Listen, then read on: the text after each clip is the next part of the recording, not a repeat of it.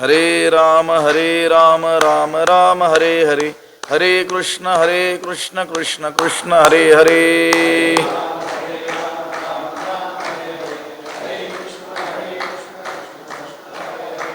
पुंडलीक वरदा हरी विठ्ठल श्री ज्ञानदेव तुकाराम पंढरीनाथ भगवान की जय. माऊली ज्ञानेश्वर महाराज की जय. जगद्गुरु तुकाराम महाराज की जय. दूरेण ह्यवरं कर्म बुद्धियोगात् धनञ्जय. बुद्धौ शरणमन्विच्छ कृपणा फलहेतवः. बुद्धियुक्तो जहातीह उभे सुकृत दुष्कृते.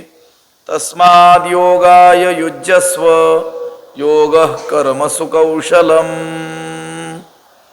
नमामि सद्गुरुं शान्तं सच्चिदानन्दविग्रहं पूर्णब्रह्मपरानन्दमीशमानन्दिवल्लभम्. नमो सद्गुरु तुकया ज्ञानदीपा. नमो सद्गुरु सच्चिदानन्दरूपा. नमो सद्गुरु भक्तकल्याणमूर्ति. नमो सद्गुरु भास्करा पूर्णकीर्ति.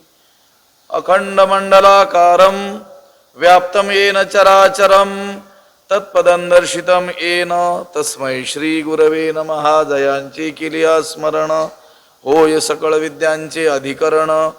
तेची वंदू श्री चरण श्री गुरूंचे ते नमस्कारो नियाता.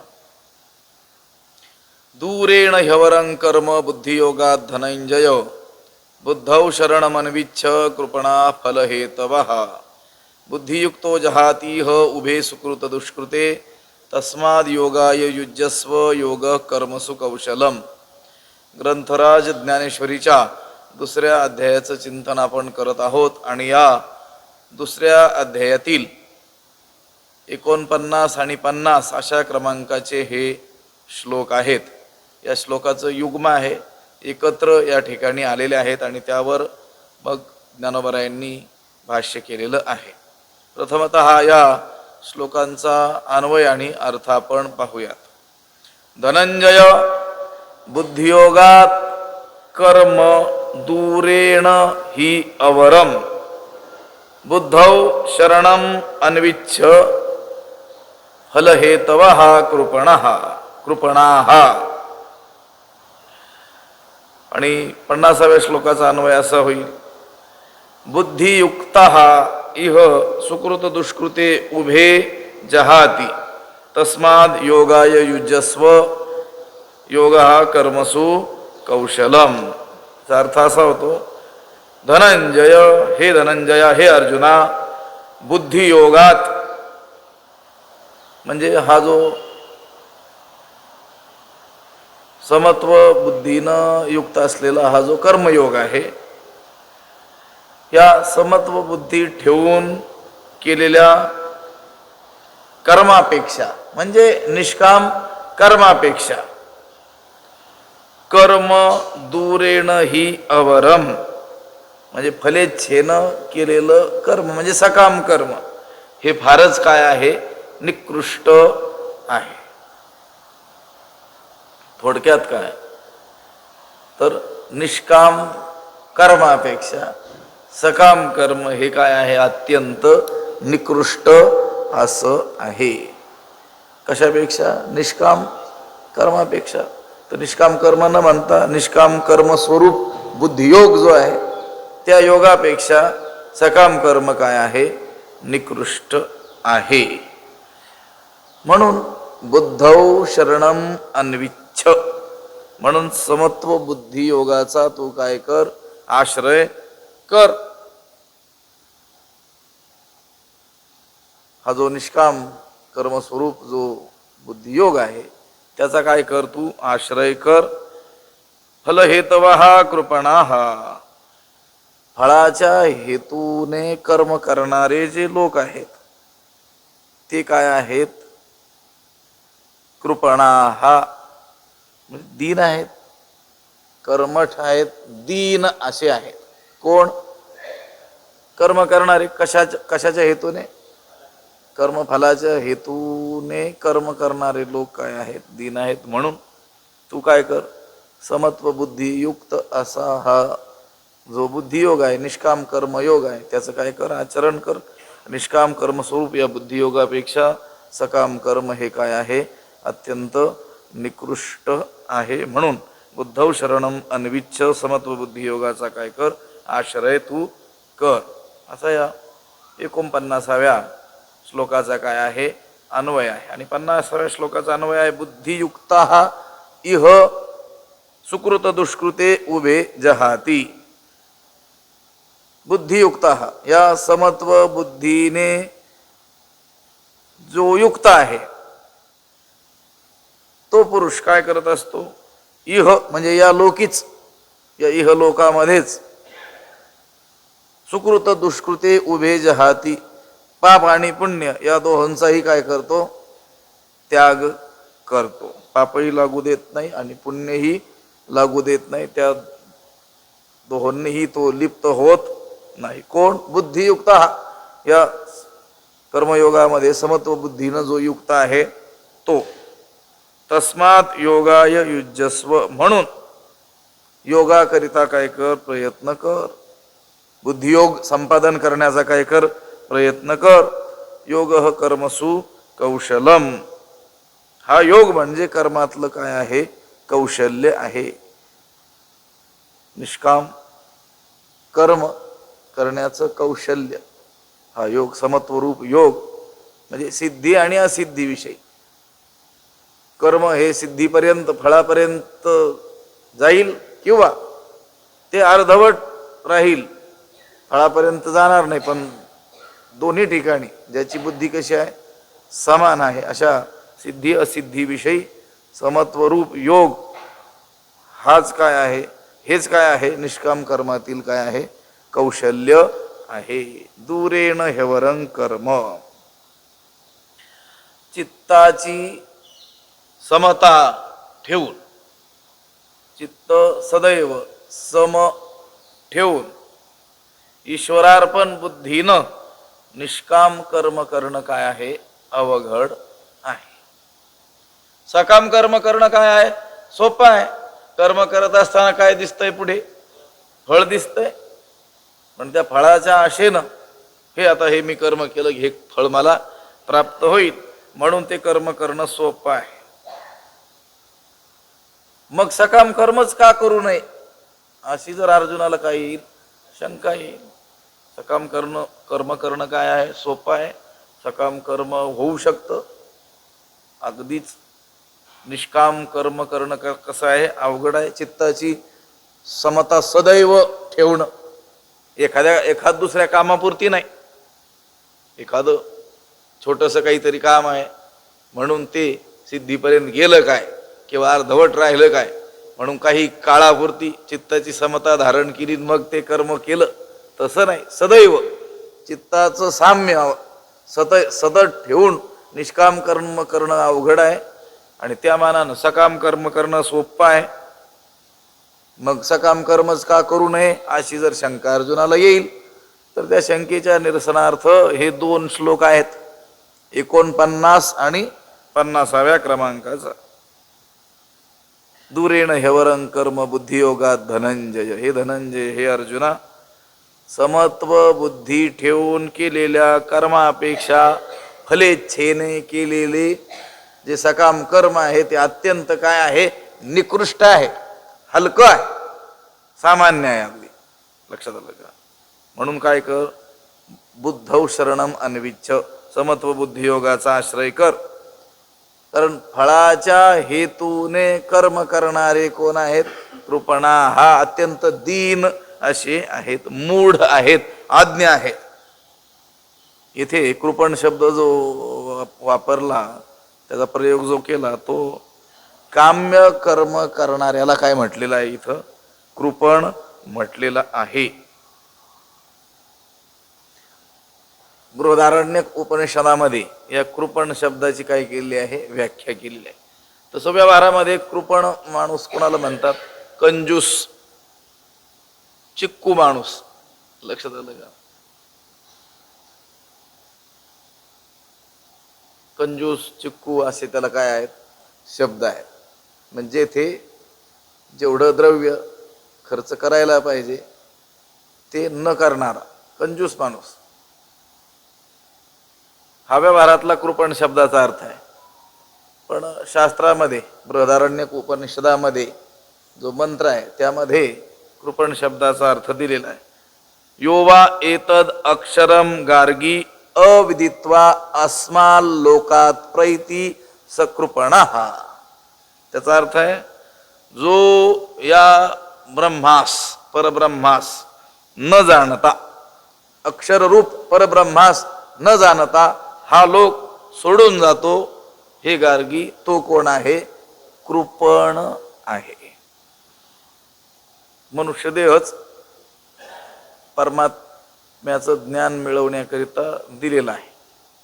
माणसाच्या मनबुद्धीची जी रचना आहे तीच मुळी त्यानं आपल्या आत्मस्वरूपाला जाणावं अशी देवानं बनवलेली आहे.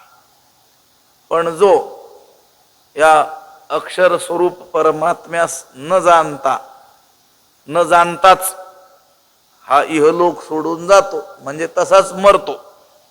देवाचं भजन न करताच मरतो, ज्ञानेश्वरी न वाचताच मरतो, परमात्मा स्वरूपाला न जाणण्याचा प्रयत्न न करताच न जाणताच मरतो. त्याला काय म्हटलेलं आहे? कृपण म्हटलेलं आहे. हे ऐहिक आणि पारत्रिक भोग प्राप्त व्हावेत म्हणून सदैव कर्मरत असणारे जे लोक आहेत तेही कोण आहेत? कृपणच आहेत. तर ते देखील हा लोक सोडत असताना त्या देवाला न जाणताच सोडणारे आहेत. स्वर्गातील लोकांतर जरी त्यांनी प्राप्त केली तरी फार काय मिळवलं? लक्षात आलं का? म्हणून त्यांना काय म्हटलेलं आहे? कृपण म्हटलेलं आहे. जन्म मरणाच्या फेऱ्यात सापडणारे सगळेच लोक कोण आहेत? कृपण आहेत. म्हणजे कोण आहेत? दीन आहेत. याच्या उलट ज्यांनी ह्या जन्मात आत्मलाभ करून घेतला त्यांना श्रुतीनं म्हणजे वेदानं काय म्हटलेलं आहे? ब्राह्मण म्हटलेलं आहे. जिथं तो आता उच्चारलेला मंत्र आला उपनिषदामध्ये बृहदारण्यक, तिथंच पुढे अथय एतद अक्षरम गार्गी विदित्वा अस्माल लोकात प्रैती स ब्राह्मण. हे गार्गी जो या अक्षर स्वरूप परमात्म्यास जाणतो आणि मग हा लोक सोडतो, म्हणजे देह पाता अगोदरच जो काय करतो? परमात्म्याला जाणून घेतो, त्याला काय म्हटलं? ब्राह्मण. आणि तसाच जो मरतो त्याला काय म्हटलेलं आहे? कृपण. या जन्म मरणाच्या फेऱ्यात अडकणारे सगळे जीव कोण आहेत? कृपण आहेत. कृपणा हा फल हेतवा, हा फलोत्पत्तीला कारण होणारे जेवढे आहेत, फळाला हेतू होणारे. म्हणून पाठीमागं सांगितलं होतं ना भगवंतानं की कर्म फळाला तू हेतू मा फलेषु कदाचन, कर्मण्येवाधिकार असते मा फलेषु कदाचन, मा कर्म फल हेतू हु भू. कर्मफल हेतू तू होऊ नकोस, कर्मफळाचं कारण तू होऊ नकोस. म्हणजे कर्मफळ इच्छा धारण करून कर्म करू नकोस. कारण फल हेतवा हा कर्मफळाची इच्छा करणारे, कर्मफळाला हेतू ठरणारे, कर्म फलोत्पत्तीला कारण ठरणारे सर्व कोण आहेत? हे कृपणा हा कर्मठ आहेत, दीन असे आहेत. बुद्धियुक्तो जहाती उभे सुकृत दुष्कृते तस्माद योगायुजस्व योग कर्मसु कौशलम.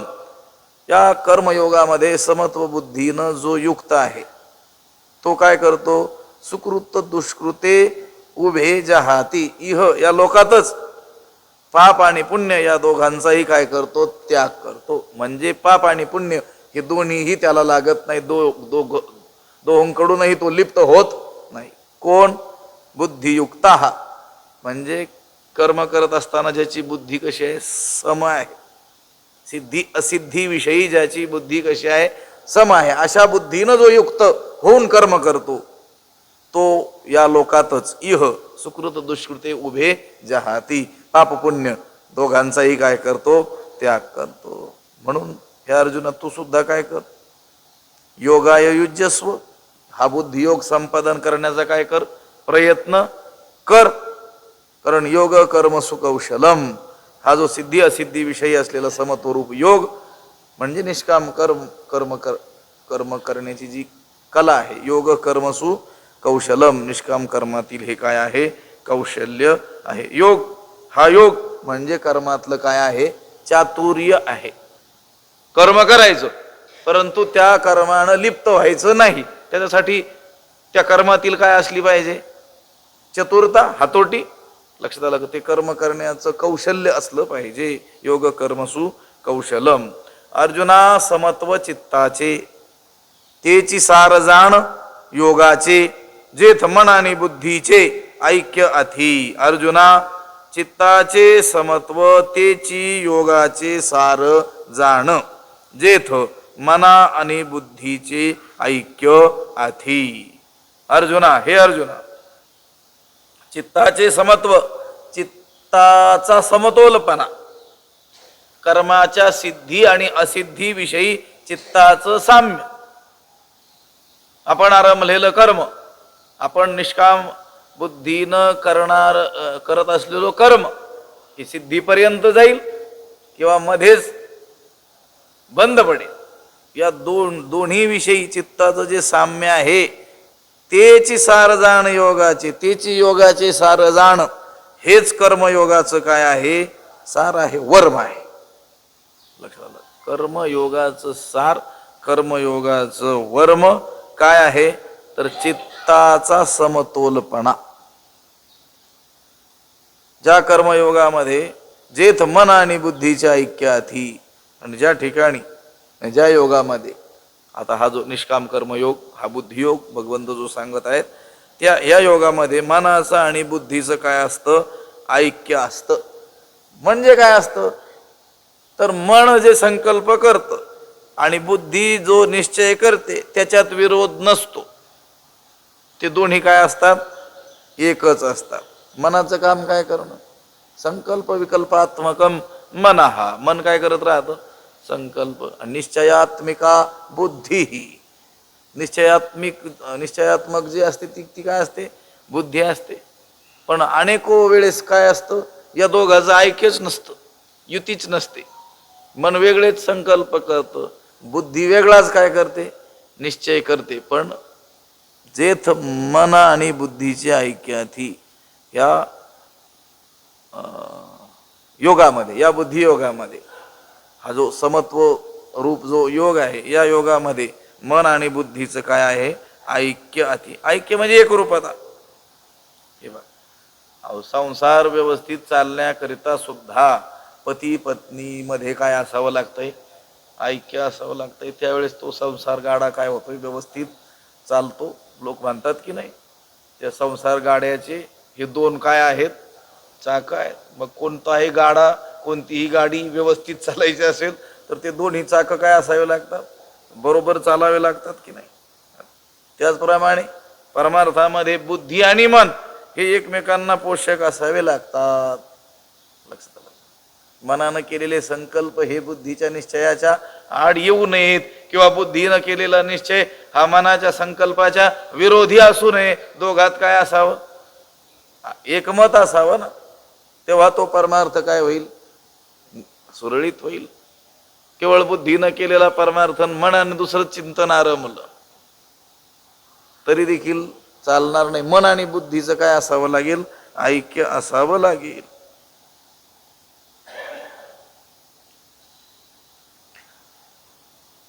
बुद्धीनं केलेला निश्चय काय करायचं?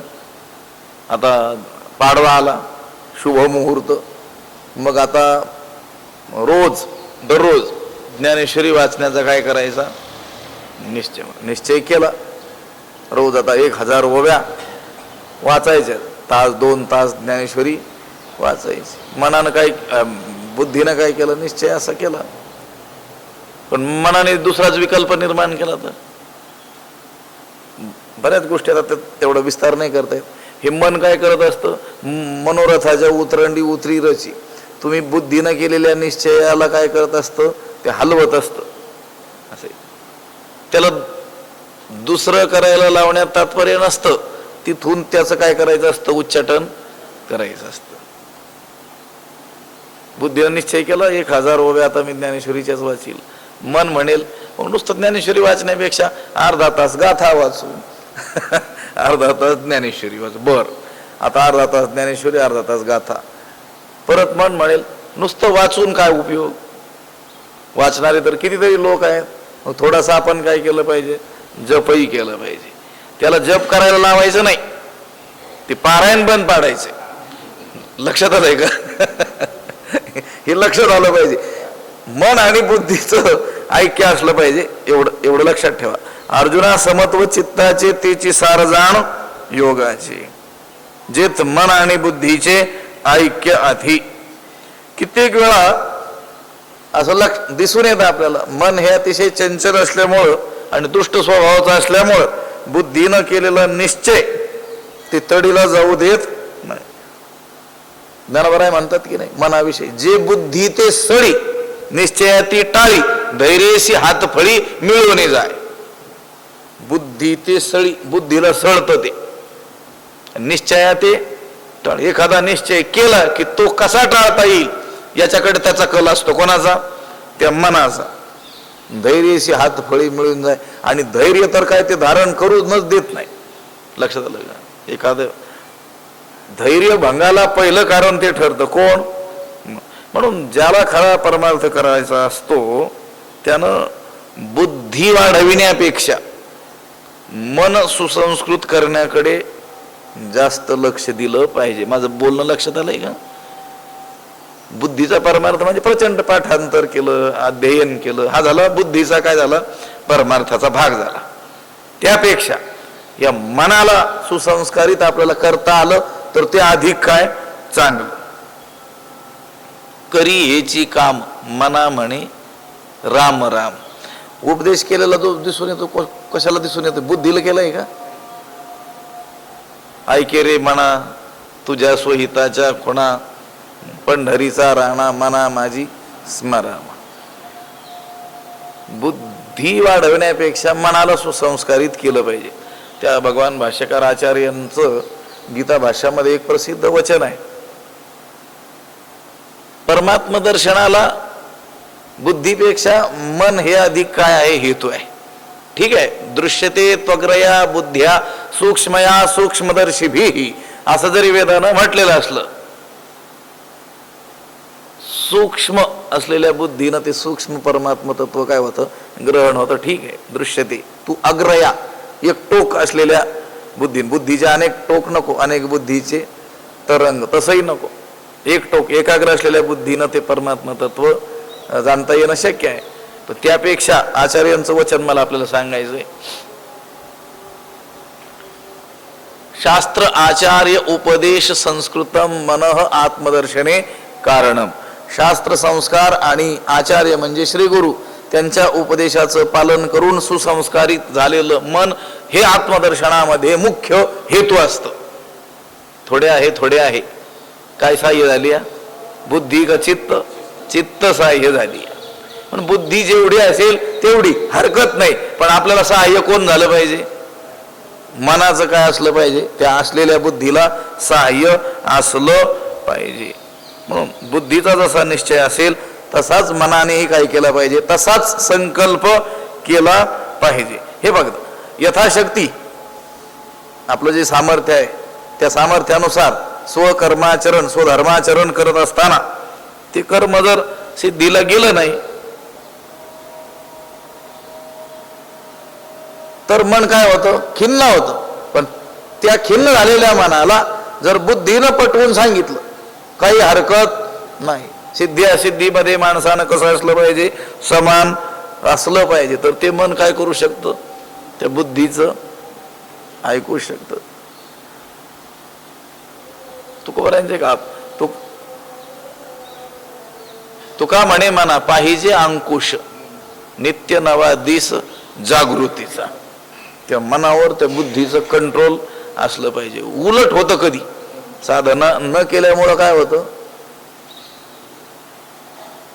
त्या बुद्धीवरच मन काय होऊन जातं, आरूढ होऊन जातं आणि त्याला वाटेल ती कामं त्या बुद्धीकडून करून घेतं. ती पसंती त्याला दर्शवायला त्या बुद्धीला दर्शवायला लावतं. कोण? मन. उलट काय झालं पाहिजे? त्या बुद्धीचा अंकुश कशावर असला पाहिजे? म्हणजे दोघांचं ऐक्य असलं पाहिजे.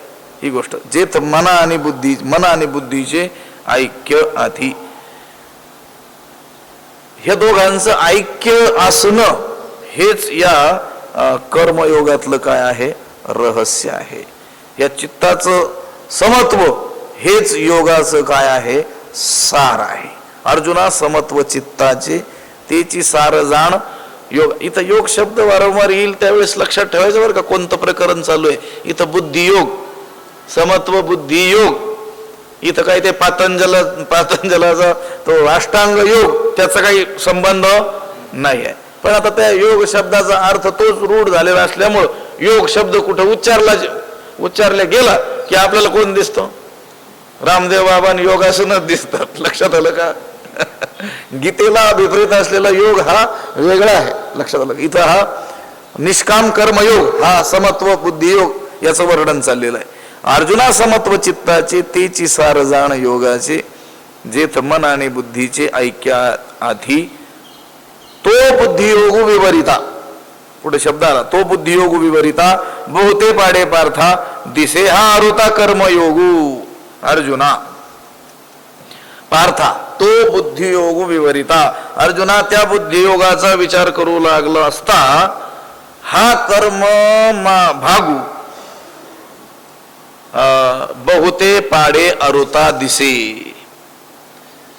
कर्म भागू कर्मयोगू दोनही पाठ आहेत. हे अर्जुना, त्या निष्काम कर्म स्वरूप बुद्धियोगाचा विचार केला असता पुष्कळ प्रमाणांनी, बहुते पाडे पुष्कळ प्रमाणांनी हा सकाम कर्मयोग कमी प्रतीचा दिसतो, हीन दिसतो. कशाचा विचार केला असता? या निष्काम कर्म स्वरूप या बुद्धियोगाचा जर आपण विचार केला, निष्काम कर्मस्वरूप हा बुद्धियोग कसा आहे याचा जर विचार आपण केला, तर अनेक रीतीने विचार केला तर आपल्याला हा सकाम कर्मयोग अत्यंत हीन प्रतीचा, कमी प्रतीचा दिसतो. बुद्धियोग म्हणजे निष्काम कर्म योग. आणि हा कर्मयोग, ते कर्म तुमच्यात काय पाठ आहे? शेवट कर्म भागू की कर्मयोग? शेवटचा शब्द कर्म भागू चांगला पाठ आहे. दिसे हा अरुता कर्मयोग. तर मग त्या बुद्धियोग शब्दानं निष्काम कर्मयोग, आणि हा शेवटचा कर्मयोग शब्द जो आहे याने घ्यायचं सकाम कर्म. हा सकाम कर्मयोग हा कसा दिसे? आरुता दिसे, फार छोटा, फार हीन असा दिसतो. कुणा पुढं? निष्काम कर्मयोगा पुढं. निष्काम कर्मयोगाचा विचार केला असता हा सकाम कर्मयोग, याला देखील योगच म्हटलंय. काही ठिकाणी कर्म भागू, कर्माचा विभाग म्हणजे सकाम कर्म, काम्य कर्म इत्यादी, हे कसे दिसतात? अत्यंत छोट्या प्रतीचे दिसतात. तो बुद्धियोग विवरिता बहुते पाडे पार्था, दिसे हा अरुता कर्मयोगू. आता आपल्याला हे सकाम कर्मच श्रेष्ठ का वाटतं? आपल्याला त्या निष्काम कर्माची माहिती नाही. हे पहा,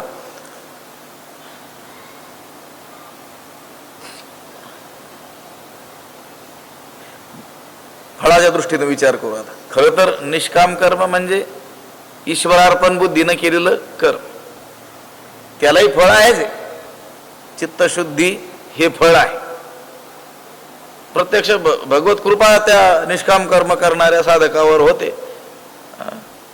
वैराग्य सिद्धी देई जे पसायत आहे, आणि तो भगवंत प्रसन्न होऊन त्या साधकाला, निष्काम कर्म करणाऱ्याला काय देतो? प्रसाद देतो, वैराग्य प्रसाद देतो. आणि त्या वैराग्याच्या बळानं मग तो भगवत प्राप्तीपर्यंत जातो. असं वैराग्य त्याला प्राप्त होतं की ते वैराग्य आगव्याची भूमिका सवे चाले, सगळ्या भूमिकेत त्याला उपयोगी पडतं ते वैराग्य. ती भगवंताची कृपा आहे. लोकांना हेच लक्षात येत नाही की सकाम कर्मापेक्षा निष्काम कर्माला अधिक फळ असतं आणि तेच खरं फळ असतं.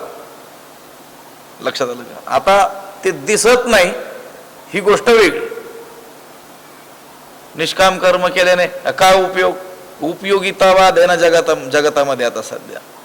काही करायचं सांगितलं का त्याचा काय उपयोग, गीता वाचा काय उपयोग, ज्ञानेश्वरी वाचा ज्ञानेश्वरी ऐका काय फायदा काय लाभ. त्यांना ते दृष्ट लाभ लगेच दिसणारा लाभ हवा असतो. आणि तो जर सांगितला तर मग त्या मार्गामध्ये काय होते, लगेच प्रवृत्ती होते. आता ज्ञानेश्वरीचं अध्ययन केल्यानं चिंतन केल्यानं वारंवार पठन केल्यानं तो स्वानंद साम्राज्याचा चक्रवर्ती करीत ज्ञानोबाराय कृपा करतील, मोक्ष प्राप्त होईल. मग ते नाही पटणार. पण त्याला सांगितलं ना ज्ञानेश्वरीतील ही अमुक अमुक उभी आहे, तिचं असं विशिष्ट अनुष्ठान केलं की मनक्याचे आजारच बरे होतात. सांगतात सध्या लोक, अनेक लोक सांगतात की नाही. तसं सांगितल्याने प्रवृत्ती झालेली दिसते की नाही. अहो मनक्याचे आजार बरे होण्याकरता ज्ञानेश्वरी लिहिली का त्यांनी? नाही, बरे होणार नाहीत असं नाही, पण हे फार छोटं फळ झालं ज्ञानेश्वरीचं.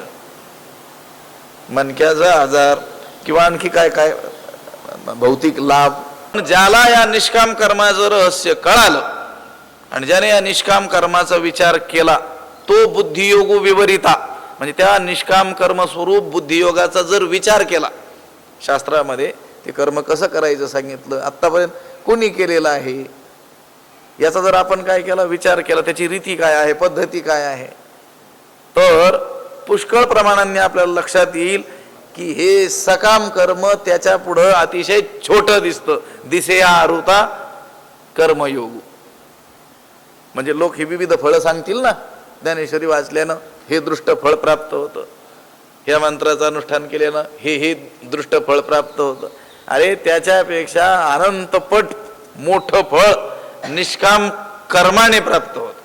हे तर रहस्य आहे या बुद्धियोगातलं. तो बुद्धियोग विवरिता बहुते पाडे पार्था दिसे हा अरुता कर्मयोग. परी तेची कर्म आचरीजे तरीच हा योग उपाविजे, जे कर्मशेष सहजे योग स्थिती. परी तेची कर्म आचरीजे. परंतु आरंभी एकदम आरंभाला तेच कर्म माणसानं करावं, तेच म्हणजे सकाम कर्म. हे पहा, कोणाची जी सुरुवात होत असते, त्या दिवशी बोललो होतो, कोणाच्याही परमार्थाची जी सुरुवात होत असते ना ती काहीतरी कामनेनेच होत असते. सकाम कर्मानेच काय होत असतो, परमार्थाचा काय होत असतो, आरंभ होत असतो. एकदमच पहिलाच दिवस त्याचा परमार्थातला आणि लगेच निष्काम बुद्धीनं त्याचा परमार्थ चालू झाला असं काही सहसा घडत नाही. पण त्याची कर्म आचरीची, पण आरंभी तेच सकाम कर्म जेव्हा करावं तरीच हा योग पाहिजे, तेव्हाच हा निष्काम कर्मयोग काय होत असतो, प्राप्त होत असतो. कसं? अगोदर माणूस काहीतरी कामना ठेवून काहीतरी फलेच्छा ठेवून कर्म मार्गामध्ये प्रवृत्त होईल, पण हळूहळू त्याला हे लक्षात येईल की फलेच्छा ठेवून कर्म करण्यापेक्षा निष्काम बुद्धीनं कर्म केलं तर ते अधिक लाभदायक आहे. त्यावेळेस तो या निष्काम कर्माकडे आपोआप वळेल. दृष्ट फळ त्यावर हे दृष्टी ठेवून, त्या फळावर दृष्टी ठेवून मनुष्य परमार्थात आला, पण हळूहळू सत्संग करून शास्त्र श्रवण करून त्याच्या लक्षात आलं की ज्या फळावर दृष्टी ठेवून आपण या मार्गामध्ये उतरलो ते तर अगदी हीन क्षुद्र सामान्य फळ आहे. परमार्थ हा खरा तर आत्मस्वरूपाला जाणण्याकरिता करायचा असतो, असं त्याला लक्षात आल्यानंतर तो हळूहळू या मार्गाकडे वळेलच कधी ना कधी. लक्षात आलं का?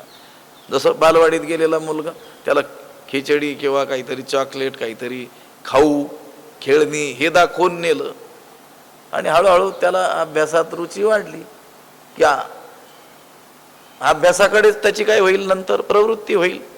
या गोष्टींकडे तो लक्ष देणार नाही, नंतर पुढे झालं. म्हणून ते म्हणतात परित्येची कर्म आचरीजे.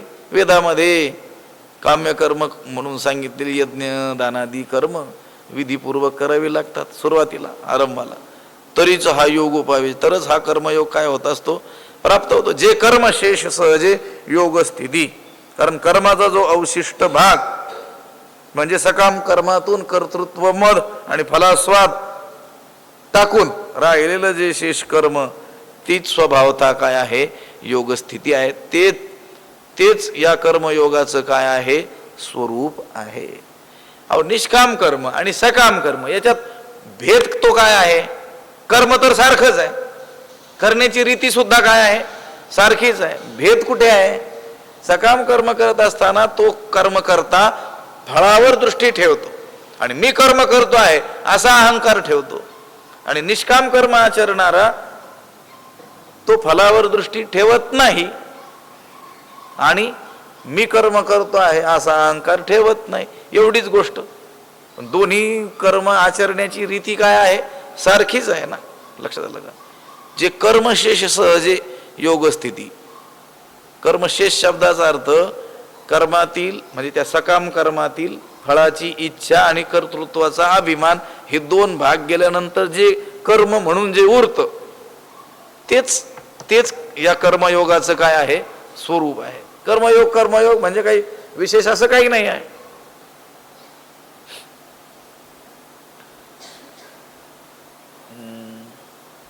कर्मकांड आणि कर्मयोग हे दोन शब्द ऐकले की नाही आपण? कर्मकांड ही गोष्ट वेगळी आणि कर्मयोग ही गोष्ट वेगळी. त्या कर्मकांडाचंच रूपांतर कर्मयोगात व्हायचं असेल तर काय केलं पाहिजे? फक्त ते निष्काम बुद्धीनं करायचं, फलावर नजर न ठेवता आणि कर्तृत्वाचा अभिमान न बाळगता. मी केवळ या कर्माला निमित्त मात्र आहे. भगवंतही म्हणतात निमित्त मात्र भव सव्यसाची. हे अर्जुना, तू काय हो? फक्त निमित्त मात्र. सगळं करणारा कोण आहे? मीच आहे. भगवंतच माझ्याकडून करून घेतो. या कर्माला निमित्त मात्र मी आहे अशी बुद्धी ठेवायची. सगळी गोष्ट काय आहे? समज बदलणं. लक्षात आलं का? बुद्धीचा पालट. लक्षात आलं का? फक्त आपली जी समजूत आहे पूर्वीची ती बदलणं म्हणजे परमार्थ. आमचे श्री गुरु स्वामीजी म्हणत असतात चष्मा बदलणं म्हणजे परमार्थ. लक्षात आलं का? या जगाकडं कोणत्या दृष्टीनं पाहतो? सत्य आहे, नित्य आहे, आनंद स्वरूप आहे. आणि संतांनी आपल्याला जर चष्मा दिला तर त्या चष्म्यातून हे खरं खरं खरं काय होईल? स्वरूप आपल्याला लक्षात येईल. मग समज बदलणं, आपला विचार बदलणं म्हणजेच काय आहे? परमार्थ. परमार्थात बाह्य दुसरे कोणतेही बदल अपेक्षित नाही आहेत. पण आजकाल फक्त बाह्य बदल हेच परमार्थाचं फळ मानलं जातं. लोक म्हणतात आम्ही परमार्थ करायला लागल्यापासून आमच्या परिस्थितीमध्ये फार बदल झाला. तुझ्या स्थितीत बदल झाला का ते सांग. लक्षात आलं? परिस्थिती हा बाह्य विषय तुमच्या प्रारब्धाचा भाग आहे. अन्न मान धन हेतू जे देवाला मानतही नाहीत, देवाचं अस्तित्व जे नाकारतात ते सुद्धा आपल्यापेक्षा 1000 पट श्रीमंत आहेत, अधिक श्रीमंत आहेत. मग त्यांच्या श्रीमंतीला काय कारण? कोणती भक्ती त्यांनी केली होती? लक्षात आलं? भक्तीचं, या परमार्थाचं, या विचाराचं फळ काय? तर आपलं जो समज आहे, जी समज आहे तिच्यात काय झालं पाहिजे? परिवर्तन. दृष्टीत काय झालं पाहिजे? परिवर्तन झालं पाहिजे. कर्मयोग म्हणजे काय? तर सुरुवातीला आरंभाला तो साधक जे कर्म सकाम बुद्धीनं करतो, पण पुढे चालून त्याला निष्काम कर्माचं महत्व कळाल्यानंतर कर्म तेच करत तो राहतो. फक्त त्या कर्तृत्वाचा अभिमान आणि फळाची, कर्माच्या फळाची इच्छा या दोघांचा त्याग करून जे कर्मशेष सहजे, जे कर्मशेष राहत म्हणजे कर्म तो पूर्वीच करत राहत, फक्त आता त्याच्या बुद्धीत काय झाला? बदल झाला. पूर्वी तो मी करतो आहे या अहंकारानं आणि या फळासाठी करतो आहे या फलास्वाद, या दोन गोष्टीनं युक्त होऊन ते कर्म करत होता. त्याच कर्माला सकाम म्हणत होते. आता कर्म तेच करत राहायचे, फक्त फळाची अपेक्षा आणि कर्तृत्वाचा अहंकार या दोन्ही गोष्टीचा त्याग करायचा. आणि जे कर्मशेष, जे शिल्लक राहील ते कर्म, शेष उरलेलं कर्म तेच ते जे कर्मशेष सहजे योग स्थिती ते सहजच कर्मयोगाचं काय आहे? स्वरूप आहे. त्यालाच कर्मयोग म्हणतात. आपण आत्ता जे जे कर्म करतो आहोत तोच कर्मयोग आहे. फक्त त्यामधील या दोन गोष्टी काढून टाकाव्या लागतील. मी करतो आहे हा अभिमान आणि फळाची इच्छा, आशा, फलाशा या दोन गोष्टीचा त्याग करावा लागेल. म्हणून बुद्धियोगू सधरू तेथ अर्जुना होई स्थिरू मने करिया वेरू फळ हेतूचा. म्हणून बुद्धियोगू सधरू अर्जुना, म्हणून बुद्धियोगू सधरू तेथ स्थिरू होई, मने फळ हेतूचा अवेरू करी. अर्जुना, म्हणून बुद्धियोग सधरू, बुद्धियोग हाच बळकट आहे. सधरू बळकट आहे. बुद्धियोग काय आहे? बळकट आहे, श्रेष्ठ आहे. तेथ स्थिरू होई, त्याच्या ठिकाणीच काय हो? स्थिर हो. त्या निष्काम कर्म योगाच्या ठिकाणी, त्या बुद्धियोगाच्या ठिकाणी काय हो? स्थिर हो. मने फळ हेतूचा वेरू करी, आणि मनाने फलाशेचा काय कर? त्याग कर. फलाभिलाषेचा त्याग कर. मनाने तू त्याच ठिकाणी काय हो? स्थिर हो. अर्जुना, तेथ अर्जुना होई स्थिरू, त्या ठिकाणी, त्या बुद्धियोगाच्या ठिकाणी स्थिर हो, असाही अर्थ होईल. आणि एक अर्थ असा होईल, म्हणून अर्जुना बुद्धियोग हाच काय आहे? या साम्यरूप योगातलं काय आहे? स्थैर्य आहे. सधरू स्थैर्य आहे. त्याच्या ठिकाणी तू मनाने काय हो? स्थिर हो. मनाला त्या बुद्धियोगाच्या ठिकाणी काय कर? स्थिर कर. आणि फलाशेचा काय कर? मनानेच फलाशेचा काय कर? त्याग कर. तेथ अर्जुना मने स्थिर होई. मने हा शब्द दोन्हीकडे जोडला तरी चालतो. हे अर्जुना, त्या ठिकाणी मनाने स्थिर हो. आणि मने करी आवेरू फळ हेतूचा, आणि फळ हेतूचा मने आवेरू करी. आणि त्या फलाभिलाषेचा मनानं काय कर? त्याग. मनानंच करावं लागतं की नाही हो? सगळं कशावर अवलंबून आहे? मनावरच अवलंबून आहे. मन करा रे प्रसन्न, सर्वसिद्धीचे कारण, मोक्ष अथवा बंधन, सुख समाधान, इच्छा. ते मोठा अभंग आहे चौकड्या. मने प्रतिमा स्थापिली, मने मन पूजा केली, मने इच्छा पुरविली, मन माऊली सकळांची. मन मनावरच आहे. मने करी अवेरू फळ हेतूचा, त्या मनानं त्या फलाभिलाषेचा त्याग कर. जे बुद्धियोगा योजिले तेची पारंगत जाहले, इही उभय बंधी सांडिले पाप पुण्यी. जे बुद्धियोगा योजिले, जे या बुद्धियोगाचा आश्रय करतात, किंवा जे साधक या बुद्धियोगाशी संबद्ध झाले, तेची पारंगत झाले, तेच या संसार सागराच्या पैलतीराला गेले. तेच बरं का. कोण? जे या बुद्धियोगाशी संबंधित झाले, ज्यांनी या बुद्धियोगाचा आश्रय केला, ज्यांनी या रीतीनं निष्काम कर्म आचरलं, तेची पारंगत झाले, तेच संसार सागराच्या पलीकडे गेले. आणि पाप पुण्य इही उभय बंधी सांडिले. पाप आणि पुण्य या दोन्हीही बंधनातून ते सुटले. किंवा या पाप पुण्याचं, या पाप आणि पुण्य या दोन्हीचं बंधन त्यांना राहिलं नाही. जे बुद्धियोगा योजिले तीची पारंगत झाले. पारंगत शब्दाचा अर्थ आहे पलीकडे गेलेला. त्याच्यात शब्दार्थ गत गेलेला, पारम पलीकडे, पलीकडे गेलेला. आपण नाही म्हणतो हा माणूस या गोष्टीत काय आहे? पारंगत आहे, म्हणजे पोहोचलेला आहे. त्या गोष्टीतील शेवटचं टोक त्यानं पाहिलेलं आहे. हा वाजवण्यात काय आहे? पारंगत आहे. हा अभ्यासात काय आहे? फार पारंगत आहे. पारंगत शब्दाचा अर्थ आहे पलीकडे गेलेला. तेची पारंगत झाले, म्हणजे संसार सागराच्या तेच लोक पलीकडे गेले जे या बुद्धियोगाशी संबंधित झाले. आणि इही उभयबंधी सांडिले पाप पुण्य. उभयबंध म्हणजे पाप आणि पुण्य दोन्ही बंधनाने. कर्माचं पाप आणि पुण्य ही दोन्ही काय आहेत? बंध आहेत, पाश आहेत. विहित कर्माचं फल पुण्य आणि निषिद्ध कर्माचं फळ पाप. आणि पाप पुण्य आणि पाप पुण्यात्मक कर्माचं फळ म्हणजेच काय? हा संसार. देव मनुष्य स्थावर यया नाव जगडंबर, आणि हे तव तिन्ही प्रकार कर्मफळाचे. लक्षात आलं का? कर्माचं फळच पाप किंवा पुण्य. पण यांनी मात्र ह्या पाप पुण्याचं बंधन काय केलं? झुगारून दिलं. यांना पाप पुण्याचं बंधन राहिलं नाही.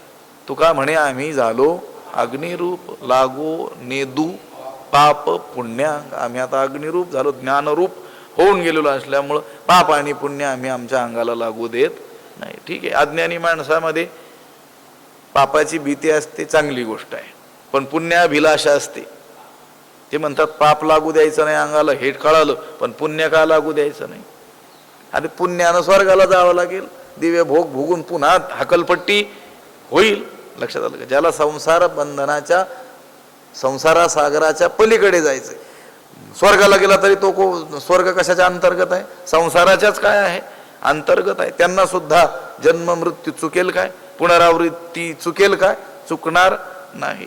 म्हणून जे बुद्धियोगा योजिले तेची पारंगत जाहले, इही उभय बंदी सांडिले पाप पुण्य. जे साधक या बुद्धियोगाशी संबद्ध झाले ते संसार सागराच्या पलीकडे गेले आणि पाप आणि पुण्य या उभय बंधांनी त्यांना सोडून दिले. म्हणूनच त्यांना पाप पुण्याचं बंधन राहिलं नाही. पुंडलिक वरदा श्री ज्ञानदेव पंढरीनाथ भगवान की जय. माऊली ज्ञानेश्वर महाराज की जय. विठ्ठल विठ्ठल विठ्ठल विठ्ठल.